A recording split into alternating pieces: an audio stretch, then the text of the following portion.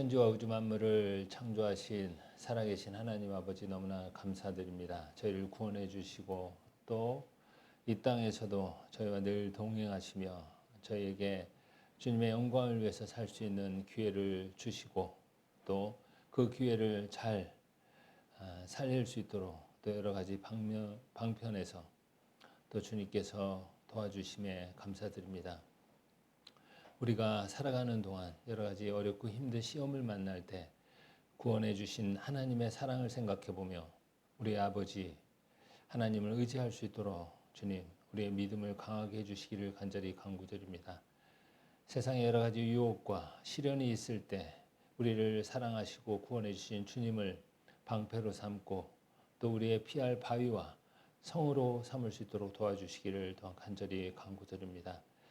전국적으로 큰 폭우로 인해 많은 분들이 피해를 보고 또 힘들어하고 있습니다. 주님, 더 큰 피해가 없도록 지켜주시고 또 그 힘들어하는 마음 가운데 주님의 사랑을 찾고자 하는 그런 마음을 또 심어주시기를 또 간절히 간구드립니다. 또 수양회가 시작되고 있습니다. 주님 도와주시고 인도해 주셔서 지금 잘 진행되고 있습니다. 많은 폭우 가운데서도 순적히 하나님의 말씀이 선포되고 있는 수양관에 주님께서 특별히 은혜로 함께 해주시기를 간절히 간구드립니다. 또 우리 청양교회 형제 자매님들 주님 여러 가지 어렵고 힘든 가운데 주님께서 함께 해주시고 또 은혜의 손길로 인도해 주시기를 간절히 간구드리고 또 여러 가지 사정에 있어서 또 오늘 피치 못할 큰 어려움이 있어서 이 자리에 함께하지 못한 분들 주님 그 상황 가운데서 주님이 인도해 주시고 또 도와주셔서 또 다음에 함께 주님의 말씀을 들을 수 있도록 주님 인도해 주시기를 간절히 간구드립니다. 또 세계 곳곳에 복음을 위해서 수고하시는 선교사님들 지켜주시고 그 지역의 여러 가지 어렵고 힘든 환경 가운데서 함께 주님의 복음을 위해서 수고하시는 동역자들도 지켜주시기를 간절히 간구드립니다.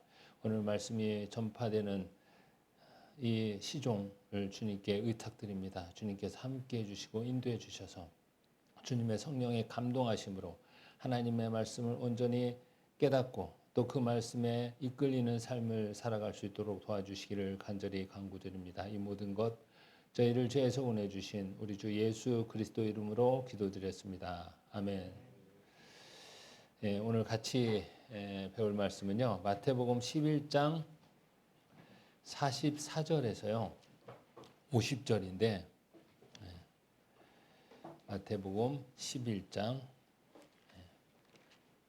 13장입니다. 죄송합니다. 13장 44절에서 50절입니다. 제가 읽겠습니다. 여러분이 눈으로 보시기 바랍니다. 마태복음 13장 44절에서 50절. 천국은 마치 밭에 감추인 보화와 같으니 사람이 이를 발견한 후 숨겨두고 기뻐하여 돌아가서 자기의 소유를 다 팔아 그 밭을 샀느니라. 또 천국은 마치 좋은 진주를 구하는 장사와 같으니 극히 값진 진주 하나를 만나매 가서 자기의 소유를 다 팔아 그 진주를 샀느니라. 또 천국은 마치 바다에 치고 각종 물고기를 모는 그물과 같으니 그물에 가득함에 물가로 끌어내어 앉아서 좋은 것은 그릇에 담고 못된 것은 내어 버리느니라. 세상 끝에도 이러하리라. 천사들이 와서 의인 중에서 악인을 갈라내어 풀무불에 던져 넣으리니 거기서 울며 이를 갈미 있으리라. 천국은 하면서 시작되는 내용들입니다. 오늘은 가장 귀한 보화를 만난 사람, 그리고 가장 값진 진주를 만난 장사꾼, 그리고 물고기를 모는 그물에 대해서 생각해 보려고 합니다. 이 세 가지는 다 천국은이라고 시작되고 있습니다. 그래서 천국과 연결된 것이죠. 자, 천국만큼 귀한 보화는 없습니다. 그죠? 천국만큼 비교할 만큼 가치 있는 것을 이 땅에서 찾을 수가 없습니다. 천국은 가장 가치 있는 보화고 보물입니다. 그 무엇과도 비교할 수 없습니다. 우리가 이 땅에 살아가는 삶은 슬픔과 고통의 삶을 살아가고 있는 게 틀림없어요. 그죠? 몸도 아프고 또 여러 가지 육신을 위해서 근심 걱정 가운데 살아가잖아요. 많이 눈물도 흘리시고 여러 가지 어려움도 겪으십니다. 그런데 천국에는 그런 것이 없다라는 것을 생각하셔야 돼요. 천국은 아픔도 없고 슬픔도 없고 고통도 없습니다. 갈등이 없어요. 시기도 없고 질투도 없습니다. 사랑으로 가득한 곳이 천국입니다. 이 세상에서 여러분이 가장 행복했던 순간 한번 떠올려 보시죠. 지금까지 살아오면서 그 순간과 비교할 수 없을 만큼 기쁨이 가득한 곳이 천국이라는 것을 생각해 보세요. 그러면 가고 싶은 마음이 들지 않습니까? 다들 피곤하신 거 어제 걱정하셔가지고 잠을 못 주무셨나?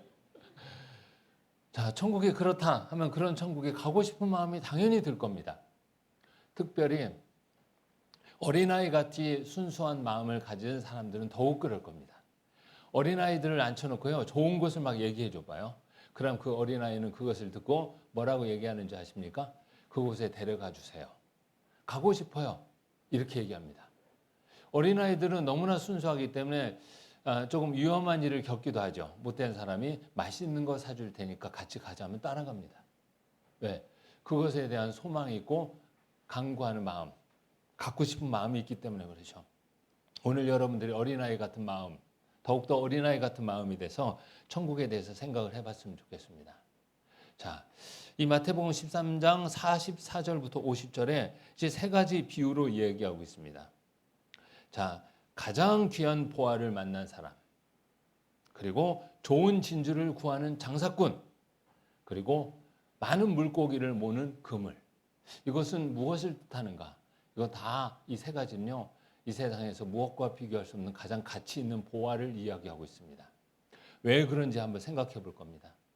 그러기 전에 아까 잠깐 시작하기 전에 말씀드린 것처럼 지금 폭우로 전국이 신음을 겪고 있잖아요.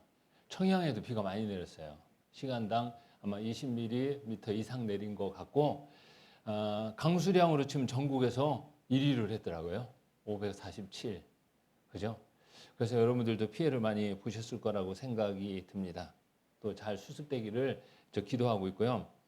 자, 이걸 통해서 생각해 볼 수 있는 게 점점 지구가 이상해지고 있다는 것도 생각해 볼 수 있어요.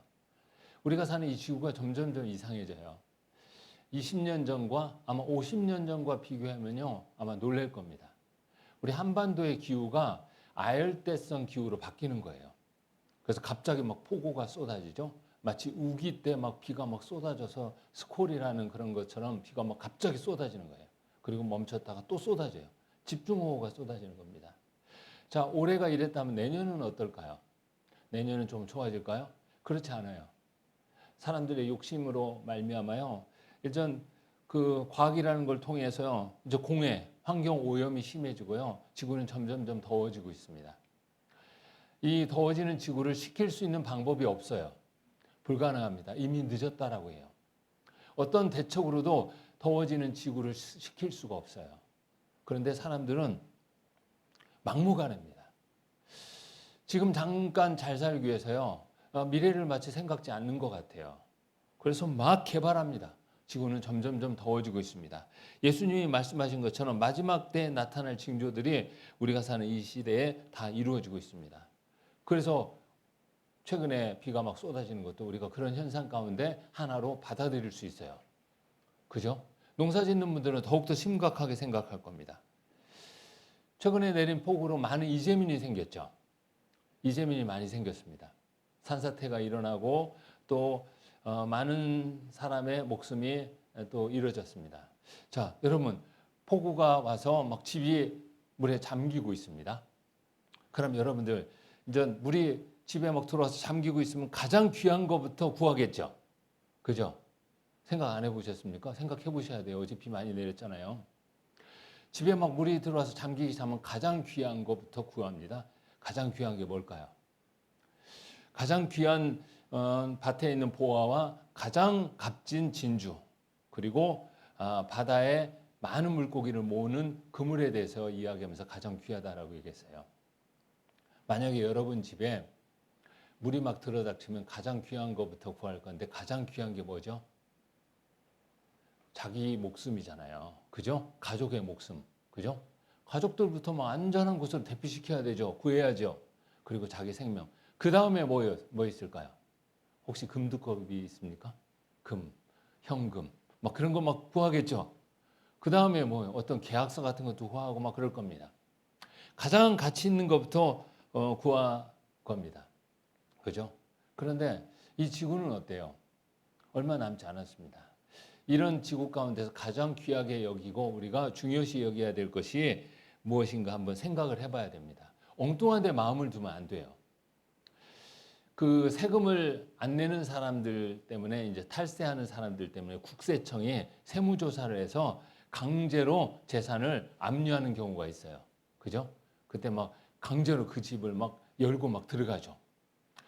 근데 어떤 분 집을 국세청 직원들이 열었어요. 저 경찰을 대동해서 강제로 열었습니다. 좀 나이가 지긋하신 분 집이에요. 아파트인데 열었더니 온갖 쓰레기가 집안에 가득해요. 마치 쓰레기를 못 버리고 막 사는 그런 어떤 집착증에 걸린 사람처럼 집안에 온통 쓰레기예요. 그러니까 이 국세청 직원들이 뭐 재산을 압류하러 들어왔다고 놀란 거예요. 뭐 이런 집이 다 있나? 이거 뭐 숨겨놓은 게 있을까? 그런 생각도 들잖아요.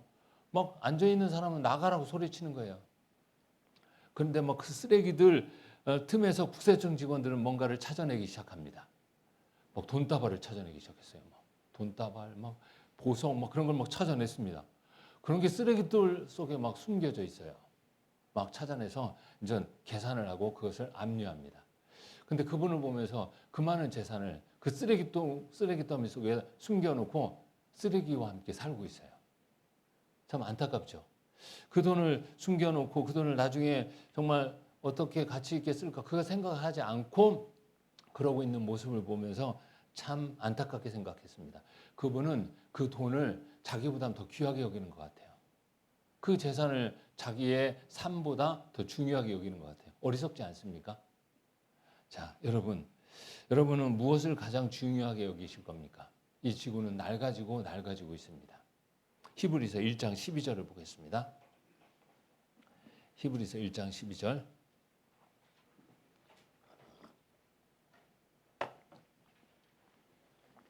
히브리서 1장 12절입니다.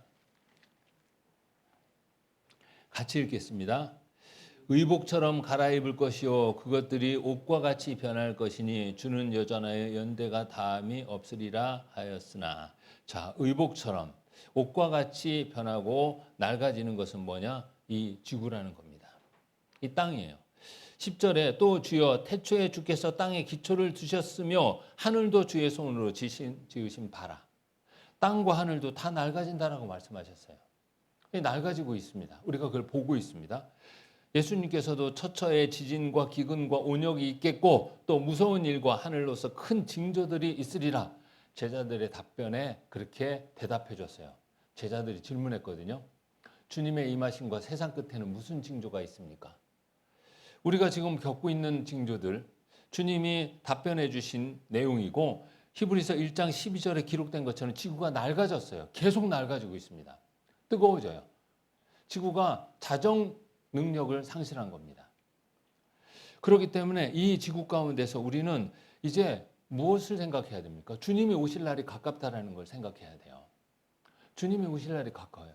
주님이 오시는 것이 여러분 싫습니까? 좋습니까? 구원받은 그리스도인은 주님이 오신다라는 것은 그것은 기쁨의 시간이 오는 거예요. 영원한 사랑 가운데 들어가는 시간이 오는 거죠. 구원받은 사람에게 주님이 오신다라는 것은 그런 시간들인 거예요. 거부하고 두려워하고 피할 시간이 아니라 주님이 이제 오셔서 내가 주님의 위로를 받고 사랑 가운데서 주님과 함께 아프지도 않고 고통도 없고 질투도 없는 가운데 주님과 함께 영원히 산다라는 거예요. 그런 시간이 오는 거예요. 그런데 구원받지 않은 사람들한테는 무슨 시간입니까? 멸망의 시간인 거예요. 고통의 시간으로 들어가는 거죠. 영원한 고통 가운데. 그렇기 때문에 구원받은 사람에게 조심스러운 표현입니다. 세상의 끝, 곧 주님의 오심은 어때요? 영원한 기쁨으로 들어가는 출구입니다. 그러나 구원받지 않은 사람들을 우리가 생각해야죠. 그래서 전도하고 그리고 그분들도 우리와 같은 소망 가운데 있도록 우리가 하는 겁니다. 그게 바로 천국의 소망을 가진 사람들이 해야 되는 겁니다. 자, 이 마태복음 13장 44절에 먼저 밭에 감추인 보화가 등장합니다. 밭에 감추인 보화. 이게 무슨 뜻을 가지고 있는가? 한번 보겠습니다. 다시 한번 마태복음 13장 44절을 보겠습니다. 마태복음 13장 44절.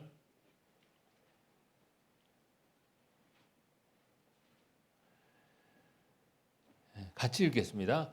천국은 마치 밭에 감추인 보화 같으니 사람이 이를 발견한 후 숨겨두고 기뻐하여 돌아가서 자기의 소유를 다 팔아 그 밭을 샀느니라. 자, 이게 무슨 뜻인가? 천국은 하면서 등장합니다.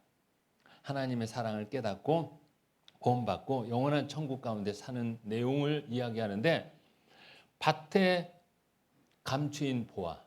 자, 여러분 먼저 하나님께서 보화로 여기시는 게 무엇인가를 생각해 봐야 돼요. 자, 하나님이 가장 귀하게 여기시는 게 뭘까요? 돈? 아니겠죠. 하나님이 가장 귀하게 여기시는 게 태양? 아니겠죠. 지구 덩어리 아닙니다. 하나님이 가장 귀하게 여기시는 것은 뭐냐? 사람의 영혼입니다. 사람인 거예요. 그죠? 하나님은 사람을 가장 귀하게 여기셔요. 그래서 이 지구를 사람이 살 수 있도록 이렇게 완벽하게 창조하시고 우리 사람을 지으시고 살게 하신 거예요. 그래서 이 하나님이 가장 귀하게 여기시는 것은 사람의 영혼이고 밭은 무엇이냐? 세상인 거예요. 이 세상에 감추인 보화는 바로 사람인 거예요. 그래서 하나님은 세상이라는 이 밭에 감추인 보화인 사람을 찾기 위해서요, 모든 것을 다 파신 거예요. 그리고 이것을 사신 겁니다. 바로 하나님께서 모든 것을 다 팔았다는 건 뭡니까? 이 보화를 얻기 위해 모든 것을 팔았다고 말씀하신 것처럼 그리스도를 주셨다는 것을 의미하는 거예요. 그리스도를 주신 거예요. 그래서 산 거예요. 그래서 구속이란 내용은 값을 주고 샀다는 의미입니다. 그래서 성경 사도행전 20장 28절 한번 보겠습니다. 사도행전 20장 28절.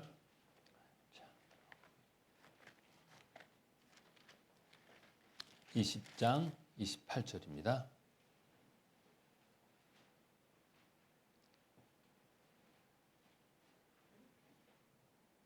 같이 읽겠습니다.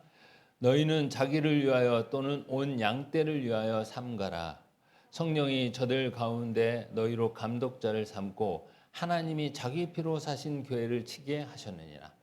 하나님이 자기 피로 사신 교회다라는 것은 하나님이 사람의 모습으로 오셨죠. 독생자 예수님입니다.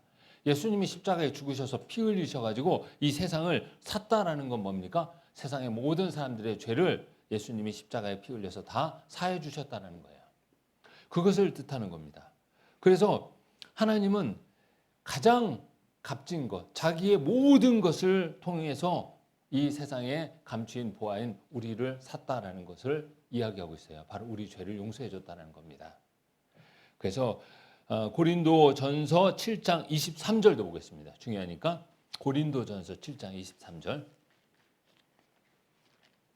7장 23절.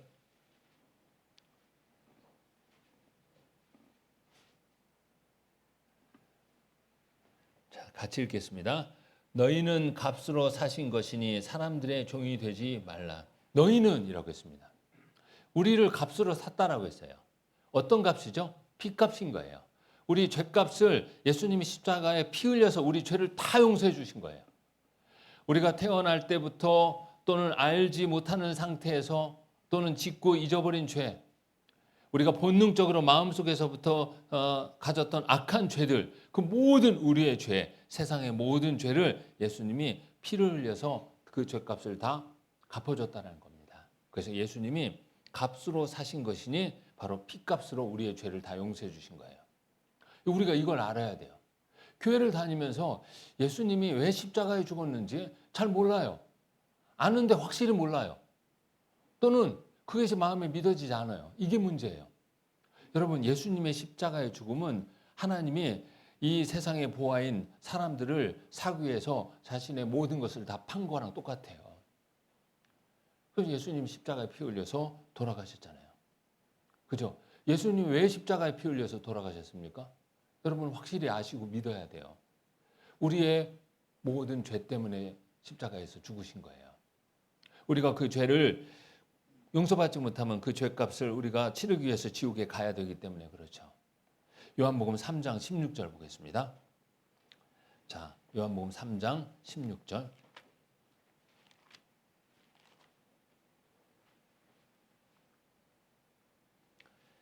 요한복음 3장 16절. 같이 읽겠습니다. 하나님이 세상을 이처럼 사랑하사 독생자를 주셨으니 이는 저를 믿는 자마다 멸망치 않고 영생을 얻게 하려 하심이니라. 하나님이 세상을 이처럼 사랑했다. 세상을 사랑했다라는 것은 뭡니까? 아까 말씀드린 것처럼 밭에 감추인 보화인 사람을 사랑했다라는 거예요. 그래서 하나님이 어떻게 했습니까? 독생자를 주셨으니 예수님이 십자가에 죽으시기에 내어주셨다는 거예요. 그래서 예수님이 십자가에 피 흘려서 우리의 모든 죄값을 다 이루었다라고 말씀하셨잖아요. 그래서 요한복음 19장 30절에 예수님께서요, 다 이루었다 하시고 돌아가신 거예요. 이 다 이루었다라는 뜻은 뭐냐? 다 갚았다라는 뜻이에요. 갚았다. 무엇을 갚았어요? 우리가 죄를 지은 우리의 죄값을 예수님이 십자가에 피 흘려서 다 갚은 거예요.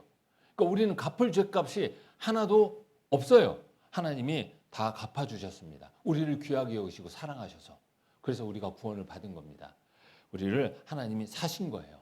이게 바로 밭에 감추인 보화가 의미하는 내용입니다. 하나님 편에서 의미하는 내용이에요.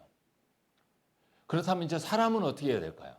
이제 우리는 무엇을 가장 귀하게 여겨야 될까요? 주님의 사랑과 주님의 구원을 가장 귀하게 여겨야죠. 주님이 우리를 가장 귀하게 여기서 구원해 주셨는데 우리는 엉뚱한 걸 귀하게 여기면 안 되잖아요. 남편이 아내를 막 사랑하는데 그 아내는 다른 남자를 생각하면 돼요, 안 돼요? 안 되잖아요. 그건 불행의 씨앗인 거예요. 부모가 나를 그렇게 사랑해서 모든 것을 다 해줬는데 옆집 사람을, 옆집 아저씨, 아주머니를 내 부모가 됐으면 좋겠다라고 생각하면 안 되잖아요. 그런 마음을 품으면 안 돼요. 자, 여기서 하나님이 우리를 가장 귀하게 여기시고 그리고 우리를 위해서 다 팔았습니다. 자기 자신을 주신 거잖아요.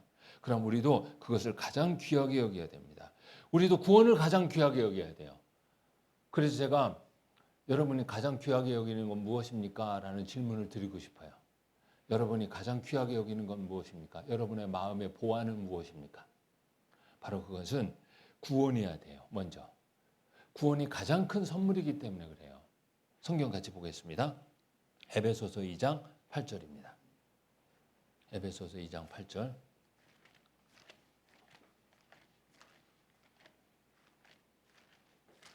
에베소서 2장 8절.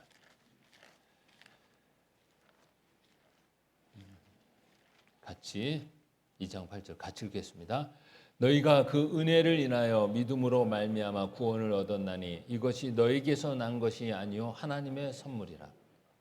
자, 이 말씀에 집중해 보십시오. 너희가 그 은혜를, 이 은혜가 뭡니까? 밭에 감추인 보화인 우리를 위해서 다 팔은 거예요. 바로 예수님이 그 아들 독생자, 하나님이 그 아들 독생자 예수님 십자가에 우리의 죄값을 갚게 하기 위해서 심판하신 거예요.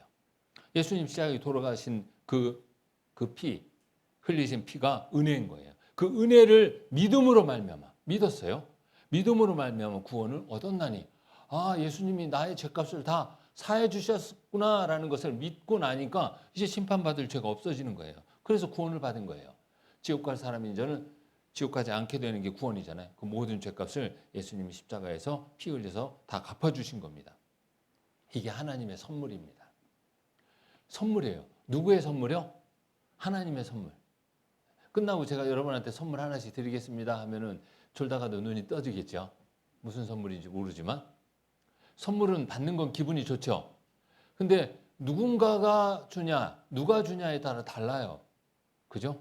신실한 사람, 권력 있는 사람, 이병철 회장이 나한테 선물을 준다 하면 그 선물이 뭔지 아직 얘기 안 했지만 기대가 되죠.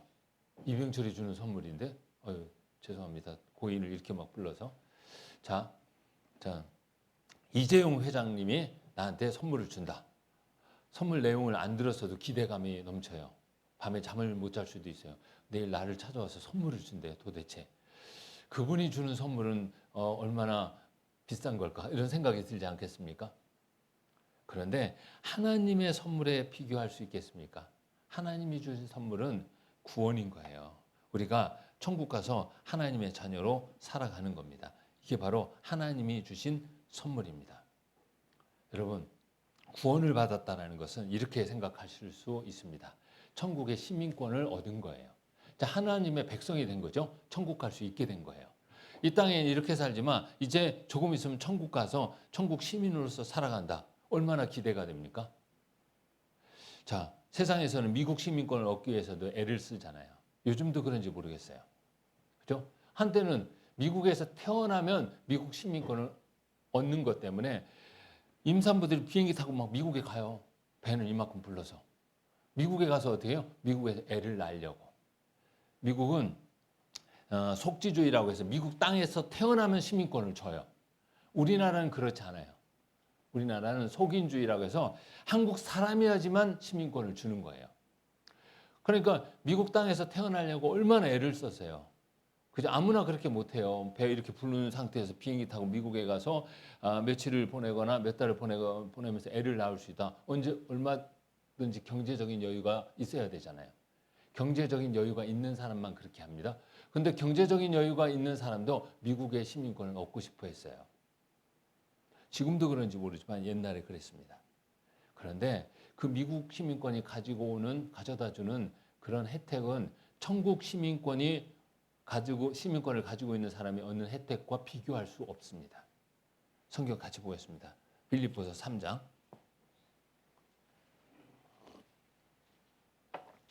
빌립보서 3장 20절.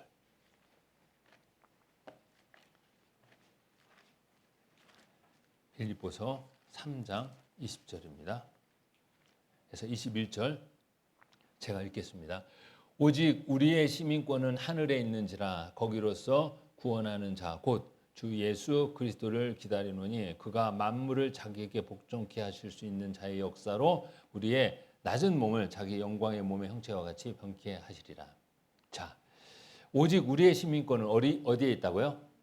하늘에 있는지라. 구원받은 사람의 시민권은 하늘에 있어요. 하나님의 자녀이고 하나님의 백성이 됐다는 겁니다. 이게 우리가 가장 귀하게 여겨야 되는 보화입니다. 이게 바로 밭에 감춰진 보화. 이 세상 속에서 살아가면서 우리가 얻은 구원은 가장 가치 있는 하나님의 선물이고 천국의 시민권입니다. 여러분 이걸 가졌다면 귀하게 여기세요. 만약에 이걸 아직 갖지 못했다면 여러분 이걸 갖고자 하는 마음을 가지셔야 돼요.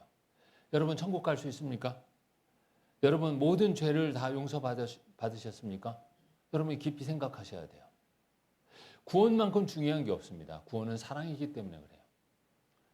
사랑을 제하고 무엇을 논할 수 있겠습니까? 믿음, 소망, 사랑 그중에 제일은 사랑이라. 사람을 구제하고 섬기고 모든 선을 다 행해도 사랑이 없으면 울리는 꽹과리에 지나지 않는다라고 말씀하셨어요. 그 사랑이 뭔지 아십니까? 하나님의 사랑이고 하나님의 자녀가 되고 구원받는 겁니다.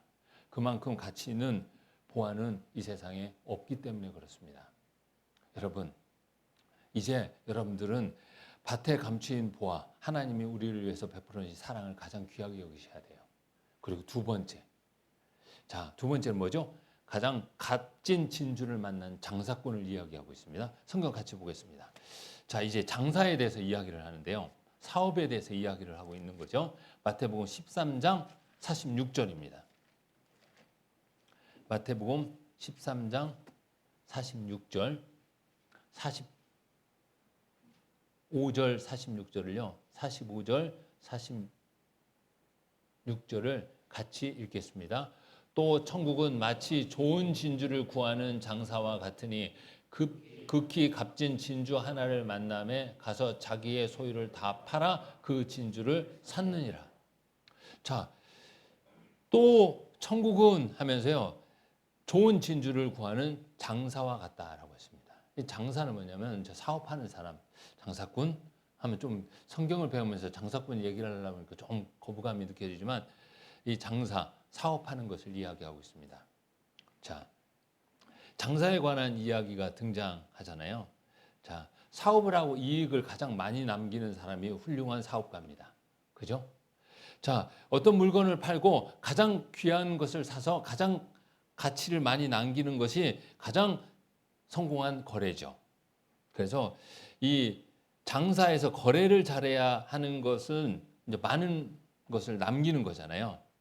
그리고 그것이 가장 거래를 잘한 겁니다. 장사를 잘한 겁니다. 근데 여기서는 가장 값진 진주를 사기 위해서 자신의 소유를 다 팔았다고 이야기하고 있습니다. 여기도 나오죠. 자기의 소유를 다 팔았습니다. 자기가 가진 것을 다 팔았어요. 그리고 가장 많은 이익을 남겼다라고 이야기를 하는 겁니다.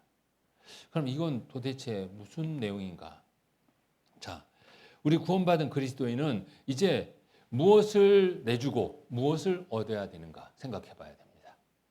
그게 가장 어떤 선택을 하는 것이 가장 성공한 거래고 사업인가? 가장 값진 진주는 뭐냐면요. 복음을 위해서 살아가고 주님의 영광을 위해서 살아가고 주님의 자녀로서 살아가는 삶이 가장 값진 진주입니다. 그게 가장 값진 진주예요. 이제 그것을 얻기 위해서는요. 뭔가를 내줘야지 되는 거예요. 여러분이 가장 값진 진주가 신앙생활이라는 것을 여러분이 안다면 이제 그것을 위해서 여러분이 가지고 있는 것을 내줄 겁니다.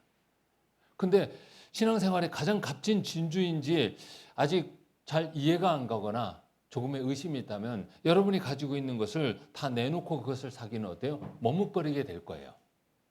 그죠? 여러분, 저기 청양에는 장이 27, 5일장이죠. 27 이렇게 쓰죠. 장날에 가보면요. 저기 이제 막 물건을 막 팔려 많은 분들이 이제 면 단위에서 막 오셨잖아요. 그리고 또 사시는 분도 있잖아요. 근데 이렇게 둘러보다 너무나 좋은 물건이 있어요. 근데 자기가 생각해 보니까 너무나 싸게 팔아요. 그럼 어때요? 사요? 아니면 안 삽니까? 사죠. 저 같아도 사요. 왜? 당장 사야 찜해놔야죠. 누가 살까 봐 걱정이 되잖아요. 우리가 장날에도 그런 것을 경험하잖아요. 왜? 그 물건이 아주 귀한 물건이고 지금 그 물건을 팔려고 하는 사람이 그 팔려고 하는 그 가치보다 훨씬 좋은 가치가 있다는 걸 알면 어때요? 값어치가 된다는 걸 안다면 사는 거잖아요. 우리도 마찬가지입니다. 이제 신앙이 얼마나 가장 값진 진주와 같은가 아는 것이 이제 아주 필요합니다. 우리가 주님의 영광을 위해서 살아가면 그 시간을 주님께서 다 갚아주신다라고도 말씀하셨죠. 그래서 가장 값진 진주가 신앙생활인 거예요. 성경 보겠습니다. 마태복음 16장 27절.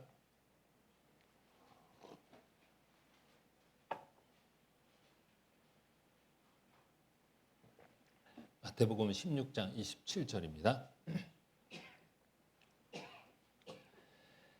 인자가 아버지의 영광으로 그 천사들과 함께 오리니 그때 각 사람의 행한 대로 갚으리라. 행한 대로 갚는다라는 말씀이 나오잖아요. 정말 이 말씀도 너무나 큰 은혜의 말씀이에요. 우리는 원래 구원받기 전에는 주님 앞에 드릴 것이 하나도 없는 사람들이었어요. 그냥 죄인 중에 괴수였죠. 그리고 주님이 볼 때 정말 부패한 사람이었어요. 만물 중에 가장 부패한 마음을 품고 살아가는, 조심스러운 표현이지만 벌레인 사람, 구덕인 인생, 이렇게 표현했습니다. 그럼 우리가 구원을 받았어요. 구원을 받고 또 구원을 받은 이후에 주님의 은혜 가운데서 주님의 영광을 위해서 살아가는 그 삶을 주님께서 다 보시고 또 갚아주신다라고 한 거예요. 그러니까 은혜 위에 은혜잖아요. 행한 대로 갚아주시는 거예요. 우리가 무엇을 해야 될까 생각을 해봐야 됩니다. 그래서 아까 말씀드린 것처럼 가장 값진 진주는 주님의 영광을 위해 사랑에 보답하는 삶을 살아가는 겁니다. 우리는 값으로 사셨어요. 주님께서 피값으로. 그런 우리 몸을 하나님의 영광을 위해서 살아가는 겁니다. 이게 바로 제대로 잘하는 사업이에요. 자, 고린도전서 6장 20절 보겠습니다. 고린도전서 6장 20절.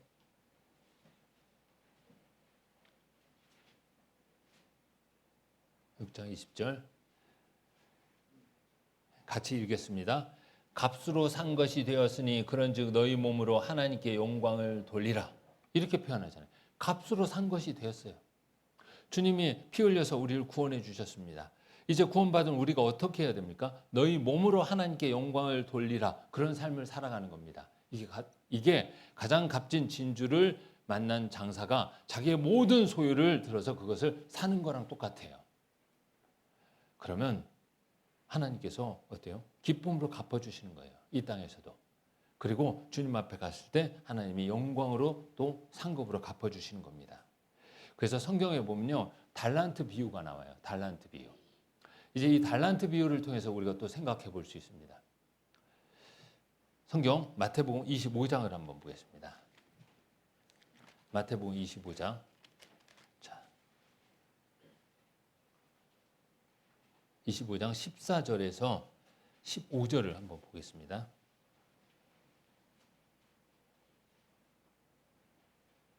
제가 읽겠습니다.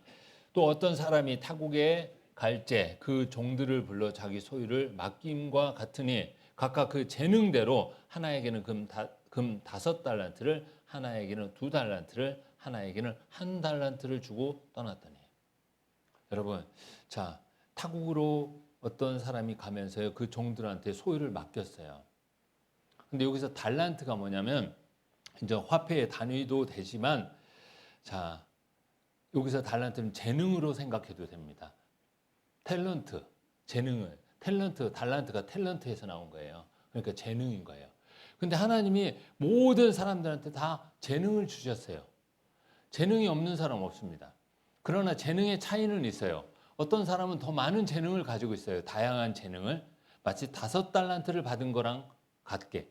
어떤 사람은 재능이 있는데 한 2-3가지 재능이 있어요. 2달란트를 받은 사람처럼. 어떤 사람은 1달란트. 재능을 안 받은 사람이 없어요. 다 받았습니다.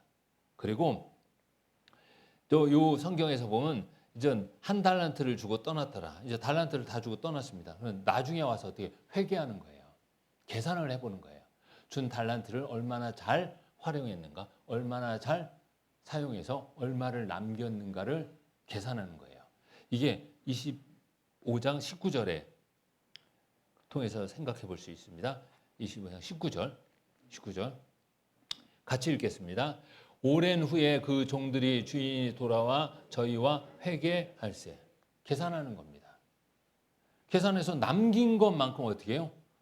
칭찬해 주잖아요. 그리고 이 칭찬의 내용을 보면요, 너무나 놀라워요. 먼저 20절 제가 읽겠습니다. 5달란트를 받았던 자는 5달란트를 더 가지고 와서 가로되 주여 내게 5달란트를 주셨는데 보소서 내가 또 5달란트를 남겼나이다. 21절 같이 읽겠습니다. 그 주인이 이르되 잘하였도다 착하고 충성된 종아 네가 작은 일에 충성하였음에 내가 많은 것으로 내게 맡기리니 내 주인의 즐거움에 참여할지어다 하고. 자, 이 칭찬의 내용은 똑같아요. 5달란트를 남겼건 2달란트를 남겼건 칭찬의 내용은 똑같습니다. 왜? 하나님이 주신 재능을 가지고 하나님이 주신 재능을 하나님의 은혜 가운데 잘 활용해서 하나님께 드렸기 때문에 칭찬의 내용은 똑같습니다. 5달란트는 더 많이 남겼기 때문에 더 칭찬을 많이 하진 않았어요. 2달란트 남긴 거랑 똑같아요. 우리가 하나님께 받은 재능을 갖고요, 하나님의 영광을 위해서 잘 사용하면 하나님이 갚아주시는 것이 있다는 거예요. 그래서 자, 우리는 이 달란트 비유를 통해서요, 우리가 주님께 받은 게 있습니다. 사랑도 받았지만 재능도 받았어요. 그 재능을 어디에다 사용할 것인가? 그게 중요한 거예요. 여러분, 그 재능을 어디에다 사용하고 있습니까? 가장 값진 진주가 여러분들이 생각할 때 무엇입니까?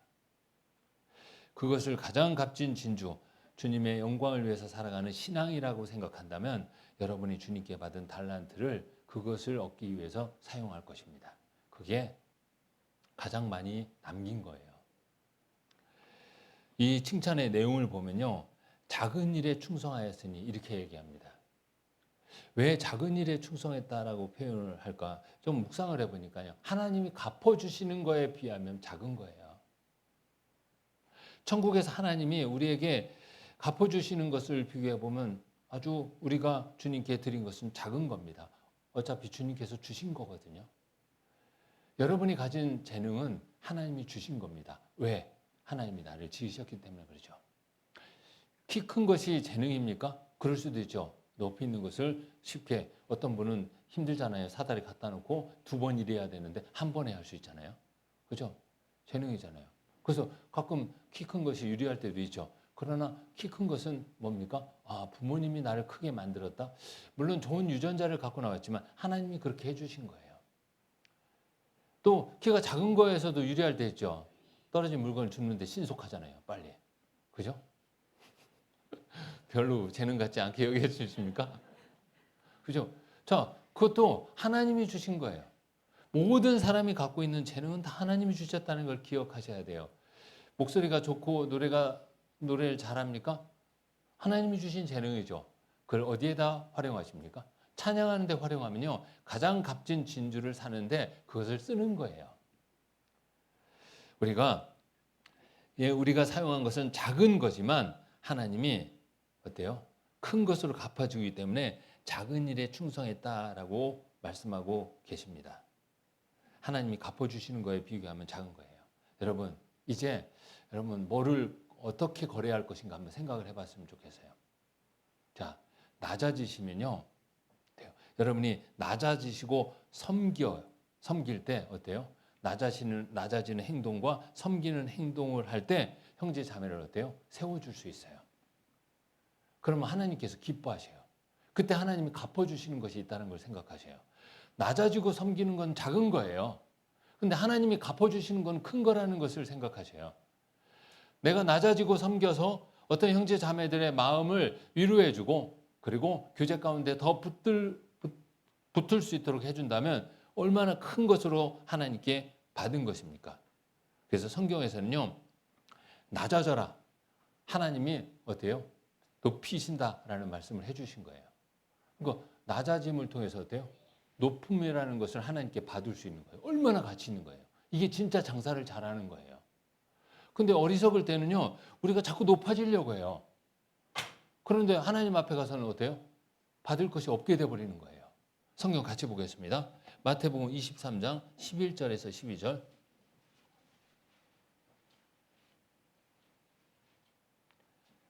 23장 11절에서 12절. 제가 읽겠습니다. 너희 중에 큰 자는 너희를 섬기는 자가 되어야 하리라. 누구든지 자기를 높이는 자는 낮아지고 누구든지 자기를 낮추는 자는 같이 읽겠습니다. 높아지리라. 우리는 원래 낮은 사람이었어요. 우리 구원받기 전에 우리의 모습을 봐요. 우리는 원래 낮은 사람이었잖아요. 물론 스스로 높게 생각했던 사람들도 많을 거예요.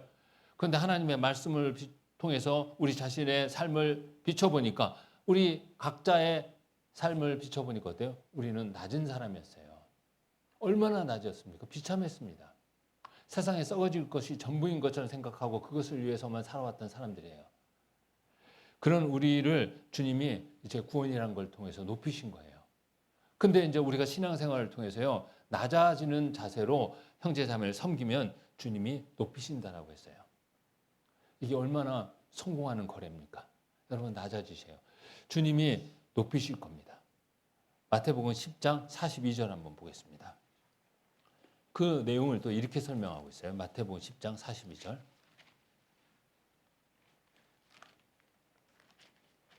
10장 42절입니다.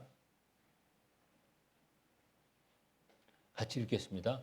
또 누구든지 제자의 이름으로 이 소자 중 하나에게 냉수 한 그릇이라도 주는 자는 내가 진실로 너에게 이르노니 그 사람이 결단코 상을 잃지 아니하리라 하시니라. 자, 복음을 위해서 수고한 사람. 이 소자, 아주 형편없이 느껴지는 작은 사람, 작은 존재, 보잘것없는 존재에게도 냉수 한 그릇을 주면 주님께서 그것을 기억하시고 갚아주신다라고 표현했어요.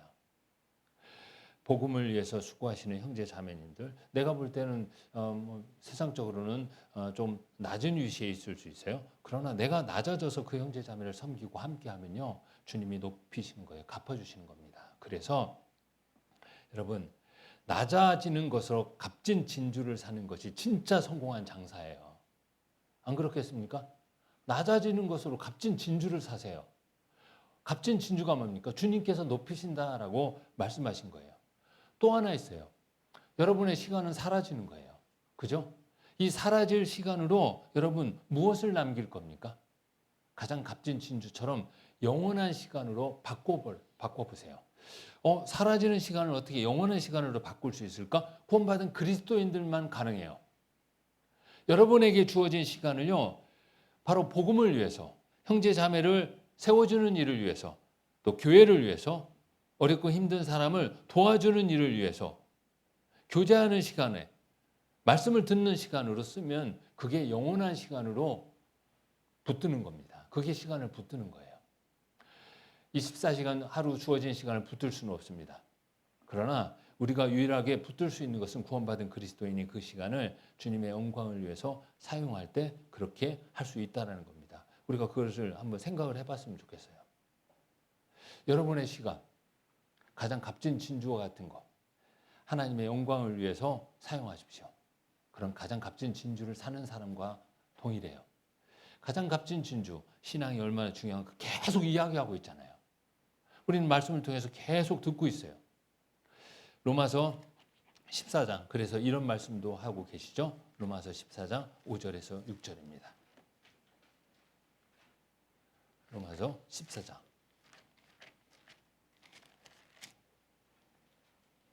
5절에서 6절이요.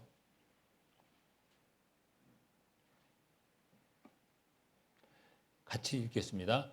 혹은 이 날을 전날보다 낮게 여기고 혹은 모든 날을 같게 여기나니 각각 자기 마음에 확정할지니라.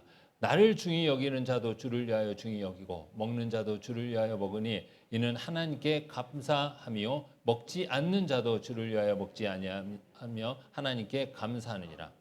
자, 나를 중히 여기는데 혹은 이 날을 전날보다 낮게 여기는 것. 자, 오늘을 어제보다 낮게 여긴다더니 어떤 특정한 날을 또 다른 날보다 낮게 여긴다는 건 뭡니까? 가장 중요한 날은 영원한 것을 위해서 선택하고 살아가는 겁니다. 그 시간을 가장 귀하게 여기라는 거예요. 영원한 것을 위해서 그것을 선택하고 그것을 위해서 살아가는 시간이 가장 중요한 시간이고 날입니다. 그럼 그건 영원히 남는다는 거예요.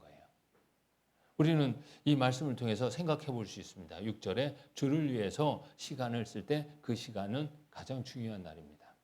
어떤 분은요, 세상에 술 먹는 날을 가장 중요하게 여기는 분도 있더라고요. 그죠? 그래서 술 먹는 약속이 최고예요. 친구 만나서 뭐 떠들고 뭐 이야기하는 날을 가장 중요하게 여기는 사람이 있어요.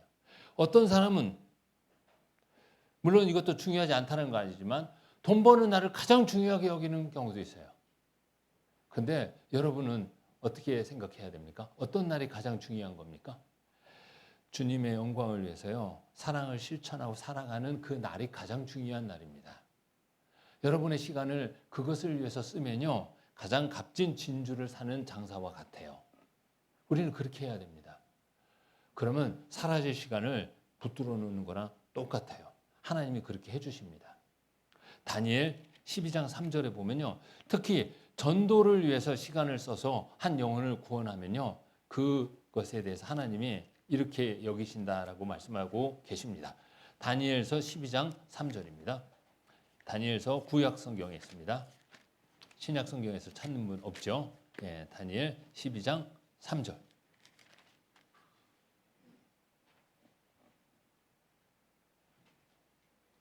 12장 3절. 같이 읽겠습니다. 지혜 있는 자는 궁창의 빛과 같이 빛날 것이요 많은 사람을 옳은 대로 돌아오게 하는 자는 별과 같이 영원토록 비추리라. 많은 사람을 옳은 대로 돌아오게 하는 자는 옳은 길이 뭡니까? 구원의 길이고 주님의 자녀가 되는 길이잖아요. 그런 삶을 살아가는 길이에요. 그런 길로 돌아오게 하는 사람은 어떻게 한다고요? 별과 같이 영원토록 비추리라. 하나님께서 이렇게 말씀하신 거예요. 얼마나 기쁨의 삶을 누리는 시간입니까? 하나님이 그렇게 해주신다는 거예요. 우리의 시간을 이런 데다 쓰는 겁니다. 근데 어리석은 자는 어떻게 얘기했습니까? 이 달란트 비유에서 어리석은 자가 있어요. 한 명. 한 달란트 받은 자예요. 재능이 적다고 어리석다라는 건 표현 아닙니다. 왜 한 달란트 받은 사람이 어리석었냐면 그것을 땅에다 그냥 묻어뒀어요. 그리고 주님께 가지고 왔습니다. 그리고 하는 말을 보니까 어리석은 사람임에 틀림없었어요. 마태복음 25장 24절에서 26절 보겠습니다.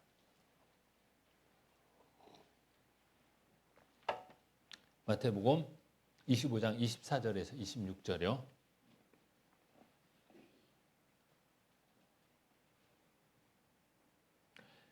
제가 읽겠습니다. 한 달란트 받았던 자도 와서 가로되 주여 당신은 굳은 사람이라 심지 않은 데서 거두고 해치지 않은 데서 모으는 줄을 내가 알았으므로 두려워하여 나가서 당신의 달란트를 땅에 감추어 두었나이다. 보소서 당신의 것을 받으셨나이다. 그 주인이 대답하여 가로되 악하고 게으른 종아 나는 심지 않은 데서 거두고 해치지 않은 데서 모으는 줄로 네가 알았느냐? 하나님에 대해서 오해를 했어요. 하나님에 대해서 오해를 하면요. 가장 값진 진주를 사기 위해서 자기 것을 팔 수가 없어요. 자, 이 한 달란트 받은 자는 어떻게 오해했냐? 하나님은 아무것도 주지 않는 분이라고 생각한 거예요. 그러니까 여기 이렇게 나왔죠. 굳은 사람이라 심지 않은 데서 거두고 심지 않은 데서 거두는 분으로 생각했어요. 하나님은 그런 분 아니에요. 하나님이 우리에게 무엇인가를 하라라고 하실 때 하나님은 아무것도 주지 않고 하라고 하시지 않아요. 구원을 주시고 재능을 주시고 함께 해주시고 힘을 주시면서 하라라고 하시는 거예요. 그리고 그걸로 끝나는 게 아니에요. 할 때 뒤에서 도와주시는 분이라는 거예요. 그런 하나님을 몰랐어요. 그래서 어리석은 사람입니다. 그러니까 어때요? 그걸 땅에다 숨겨둔 거예요. 이 사람은 구원에 대해서도 모르는 사람이죠. 심지 않은 데서 거두는 분이라고 생각했어요.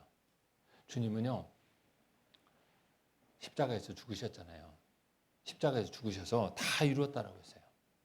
심지 않으신 분이 아니에요. 이 땅에 오셔서 친히 모든 고난, 우리의 죄값을 다 겪으신 분입니다.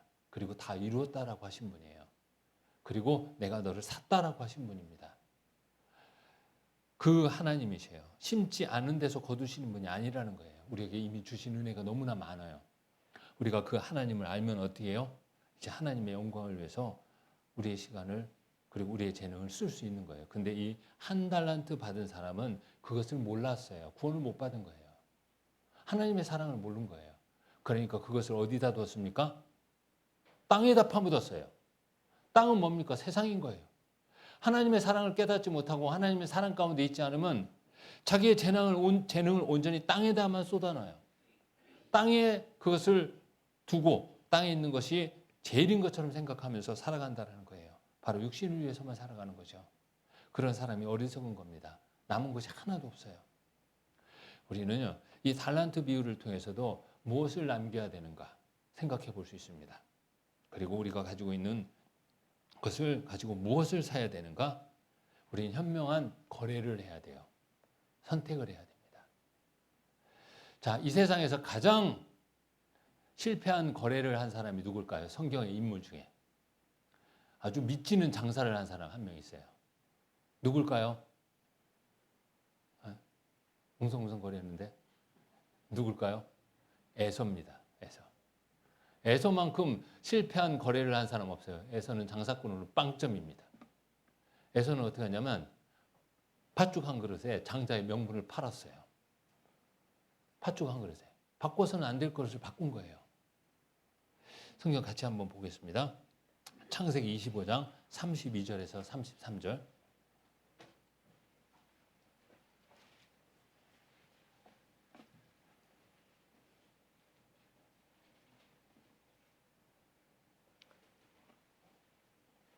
같이 읽겠습니다. 에서가 가로되 내가 죽게 되었으니 이 장자의 명분이 내게 무엇이 유익하리요? 야곱이 가로되 오늘 내게 맹세하라. 에서가 맹세하고 장자의 명분을 야곱에게 판지라. 뭐에 팔았냐면 팥죽 한 그릇에 팔았어요. 팥죽 한 그릇에. 자, 에서와 야곱의 차이가 있어요. 에서는 장자의 명분을 그다지 중요하게 여기지 않았어요.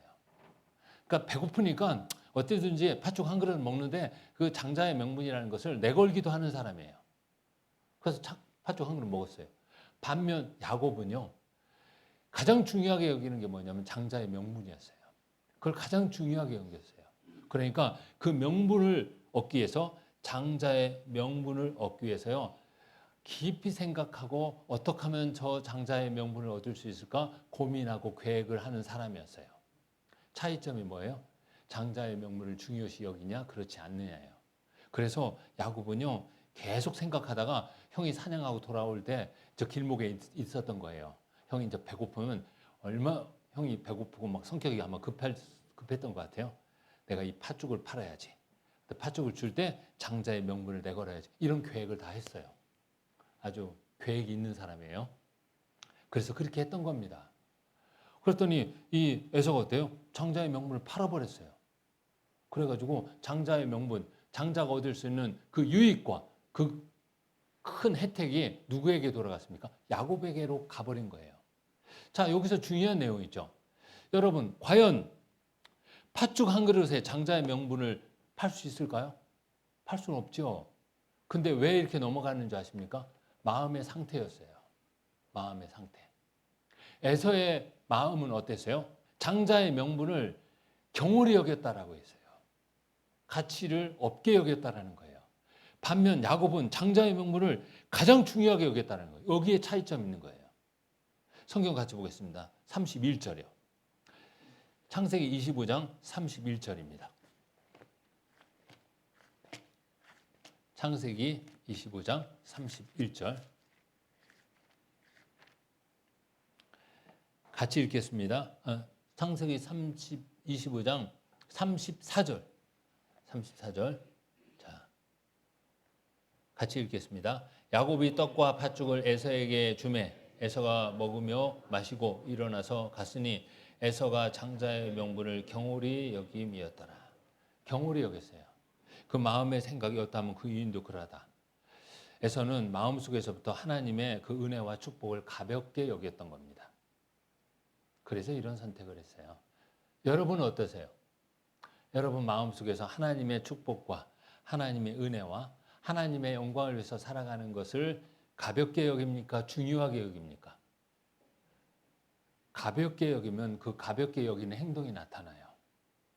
중요하게 여기면 중요하게 여기는 행동이 나타나는 거예요. 그 마음의 생각이 나타나는 거거든요. 마음에 가득한 것은 숨길 수가 없어요. 여러분 마음에 가장 값진 진주 하나님의 영광을 위해서 우리가 살아가는 신앙생활이라고 생각한다면 여러분 행동은 그것을 얻기 위해서 뭔가를 파는 행동이 나타나는 겁니다. 행동이 나타나는 거예요. 바로 말씀을 가까이 하고 교제를 가까이 하고 전도를 하고 형제 자매를 섬기는 거예요. 그래서 사랑을 실천하는 거죠. 그런 것이 나타나야 돼요. 그래서 우리는 이 말씀을 통해서 한번 생각을 해봐야 돼요. 나는 에서와 같이 정말 어리석은 거래를 하는 사람이 돼서는 안 된다. 혹시 내가 그런 행동을 하고 있는 것이 있는가 자기 자신을 한번 돌아보는 것이 필요합니다. 여러분 야곱과 같은 사람이 되십시오. 그러면 야곱은요 그걸 얻기 위해서 모든 것을 다 동원했다? 다 파는 거랑 같아요. 다시 한번 말씀드리는데 자 가장 값진 진주를 만난 장사는 집에 가서 자기의 소유를 다 팔아서 그것을 사버립니다. 왜? 거기서부터 남는 이문이 엄청나기 때문에 그렇죠. 자, 주님을 위해서 살아가는 삶이 가져다주는 기쁨은 이루 말할 수 없이 큽니다.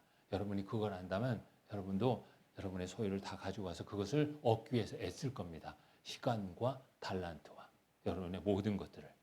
우리는 아는 것이 중요해요. 그리고 마음에 그것을 중요하게 여기는 그런 것도 중요합니다. 많은 믿음의 선진들도 그렇게 했습니다. 히브리서 11장에 보면 믿음의 장이잖아요. 많은 믿음의 선진들이 믿음으로 하면서 선택한 것들이 나타납니다. 믿음으로 무엇이 가장 값진 것인지 알기 때문에 그들은 선택을 했어요. 바로 가장 중요한 것을 얻기 위해서 자기의 삶을 내버리는 선택을 했죠. 히브리서 11장 35절 36절 보면 많은 믿음의 선진들이 고난을 다 겪은 내용들이 쫙 기록됩니다. 한번 볼까요? 히브리서 11장 35절에서 36절입니다.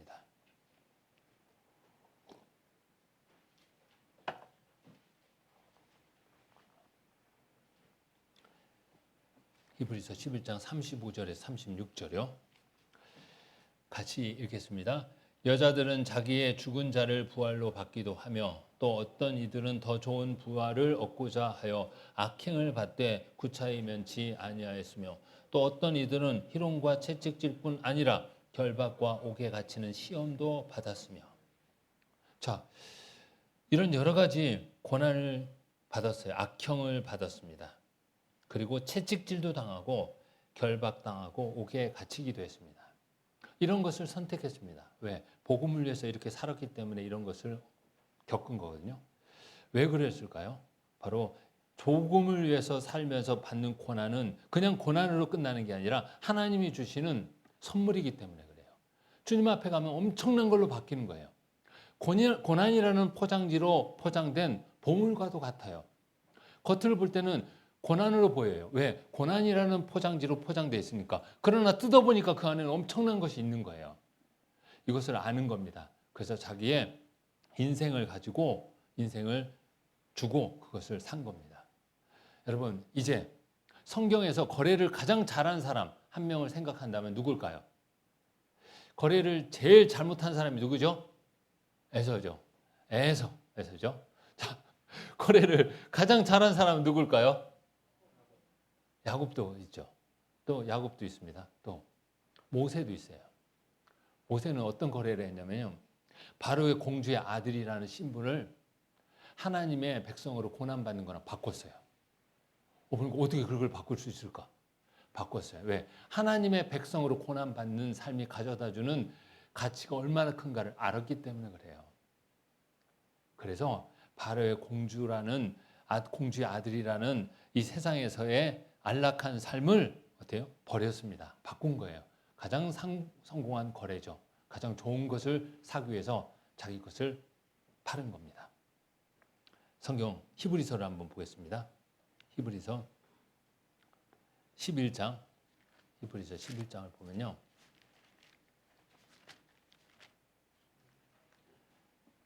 (24절부터) (26절인데요) 제가 읽겠습니다.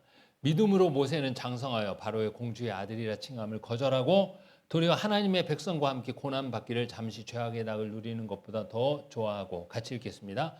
그리스도를 위하여 받는 능욕을 애굽의 모든 보화보다 더 큰 채물로 여겼으니 이는 상 주심을 바라봅니다.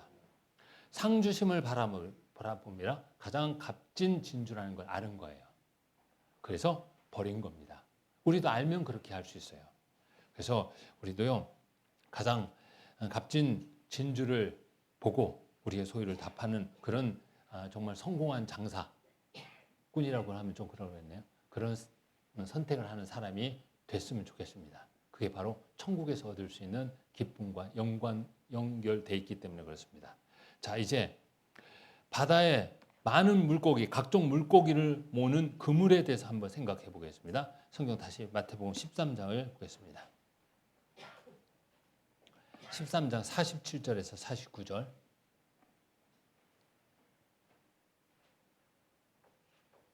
자, 47절에 49절 같이 읽겠습니다. 또 천국은 마치 바다에 치고 각종 물고기를 모는 그물과 같으니 그물에 가득함에 물가로 끌어내어 앉아서 좋은 것은 그릇에 담고 못된 것은 내어 버리느니라. 세상 끝에도 이러하리라. 천사들이 와서 의인 중에서 악인을 갈라내고. 여기서요, 천국은 물고기를 잡는 그물로 표현하고 있습니다. 이게 왜 그렇게 표현했을까? 자, 천국은 구원받은 사람이 가는 곳입니다. 그리고 구원받은 사람이 또 다른 사람을 사랑으로 전도할 때 그 사람이 또 구원받아 하나님의 자녀가 되고 천국 갑니다. 얼마나 큰 보화를 얻는 겁니까? 이걸 물고기를 잡는 걸로 비유했습니다. 자, 예수님의 제자들을 사람이 낚는 어부로 하나님이 만드셨어요. 예수님의 12제자 중에 직업이 어부인 사람이 몇 명인지 아십니까? 4명이에요. 4명. 물론 다른 제자들의 직업은 아직 밝혀지지 않은 제자들도 많아요. 베드로와 안드레, 야고보와 요한이 어부입니다. 그들은 물고기를 잡았어요. 근데 예수님이 불렀습니다. 사람을 낚는 어부로 하나님이 예수님을 통해서 삼았어요. 사람을 낚는 어부가 된 거예요. 성경 마가복음 1장을 보겠습니다. 마가복음 1장.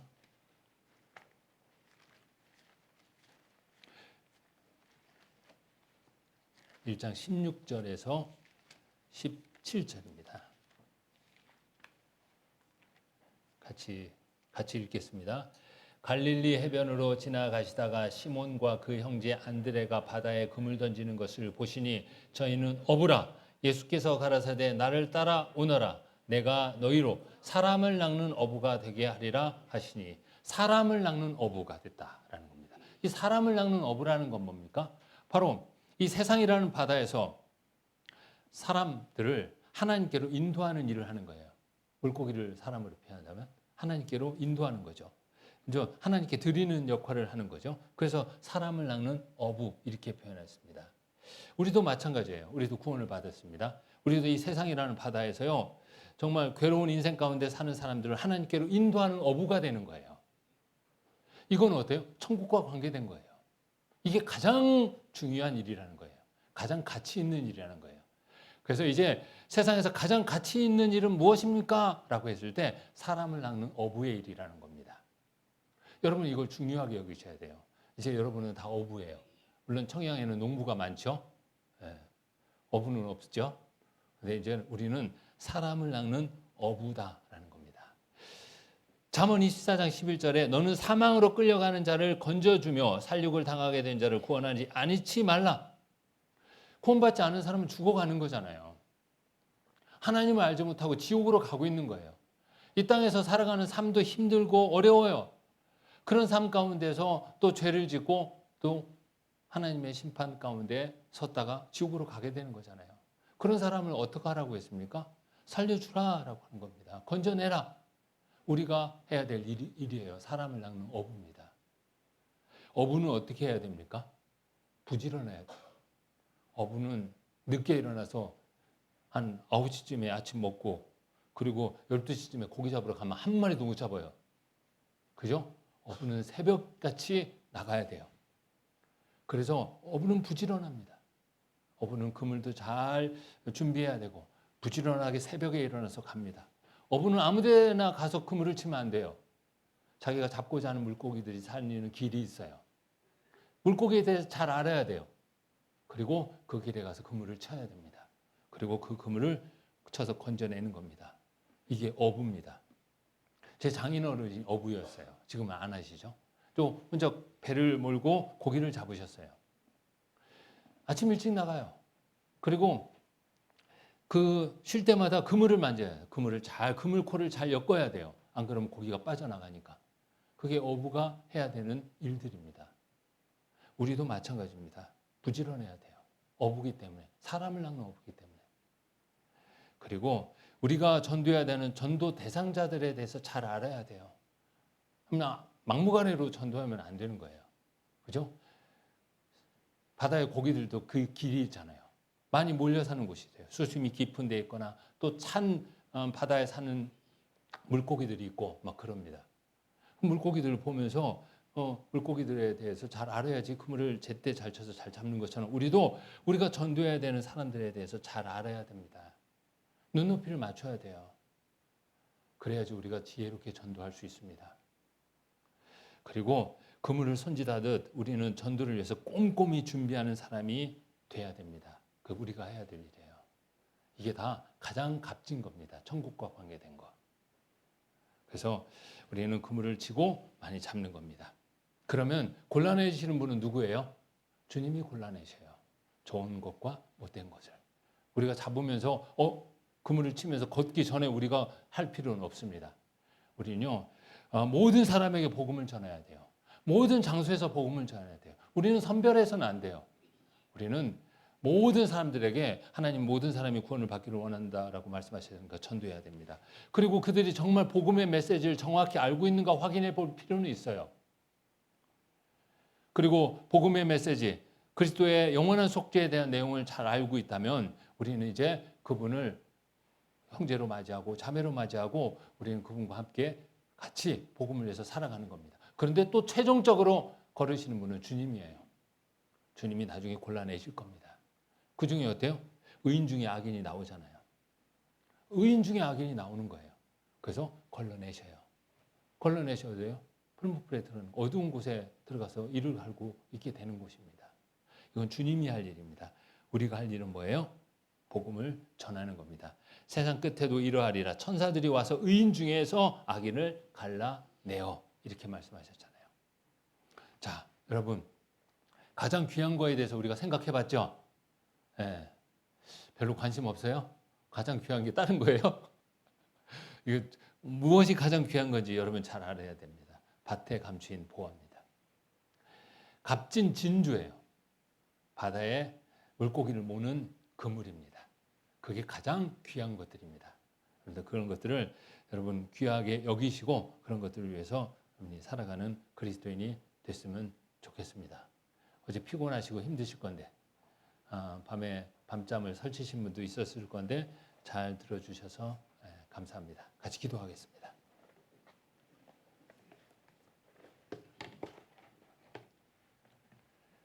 사랑과 은혜가 풍성하신 아버지 하나님 너무나 감사드립니다. 피곤하고 힘든 가운데 또 하나님의 말씀을 들을 수 있는 시간과 마음을 주신 거 감사합니다.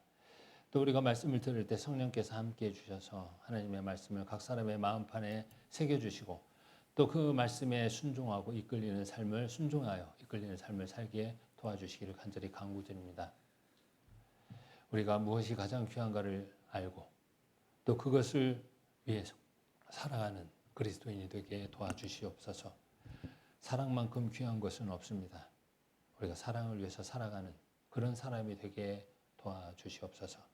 우리의 형편을 아시는 주님, 주님께서 도와주실 것을 다 알고 우리가 주님께 의뢰할 수 있는 믿음도 허락해 주시기를 간절히 간구드립니다.